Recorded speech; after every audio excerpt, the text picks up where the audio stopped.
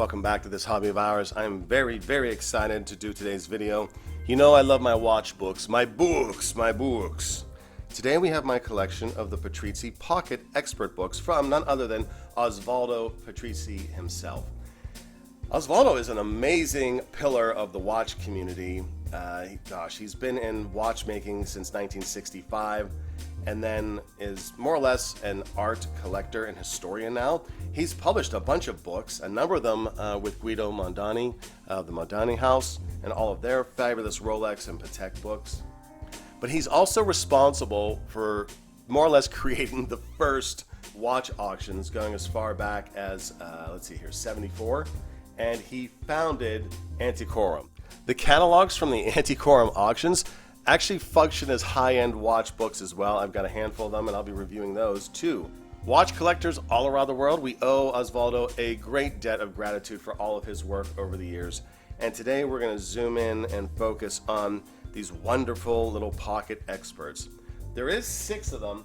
There is a 7th one according to the numbering, but I believe it is the Chinese version of one of these.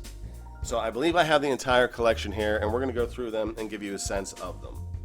Okay, D, why are you so into watch books? Well, the internet is fabulous, but the internet doesn't know everything, and it can be hard to discern fact from fiction on the internet. But when you've got an expert creating these books and putting it down on paper, you can trust that, especially with Osvaldo's pedigree. So let's jump in here. Now, I am not in the market for a solid gold Daytona or an older one, but if I was, guess where I'm going? I'm taking this book with me. Let's do a little thumb through here. See what we got in there. And it is absolute perfection, just the way we like our watch books. Big picture, reference numbers, and the deets at the bottom for all of the Daytonas that were manual winding. Amazing. Let's get up into this one. Wow. Gosh. Sometimes it's nice to look at super expensive watches, even if you're not in the market for them, even if you don't need a reference to validate a good one from an F1. You know what that means. Fake. So this is an excellent resource to take with you if you are in the market for a vintage Daytona. In fact, I'm letting you know, if you're in the market for a vintage Daytona, track these 2 down. Now, what else do we have here? We've got a Girard-Perregaux, the Tourbillon with gold bridge. Gosh. My buddy Kurt, Big Wrist Energy, is super into GP. And looking at these, I can see why. I think GP is probably going to go on a list of one of the most underrated watch brands. They make amazing movements in here. Great stuff. Tourbillon. I love it when people call it a tourbillon because it costs $1 billion. No, kidding. And then we have the GP World Time Control.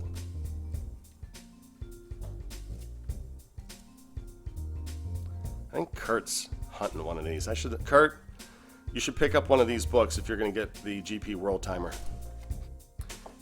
Now, I'm saving Cartier to the end because I've got a lot to say about it. But you know I love me some Omega. And this book is covering Speedmasters and Speedmaster Professionals from 57 to 69. So if you're hunting super duper vintage Omega Speedies, guess what? I've found the book that will help you get there. Gosh. Osvaldo, sir, amazing work. Amazing. I can't imagine the number of hours that must have gone into producing this. Absolutely amazing, sir. Last and certainly not least, Cartier, baby.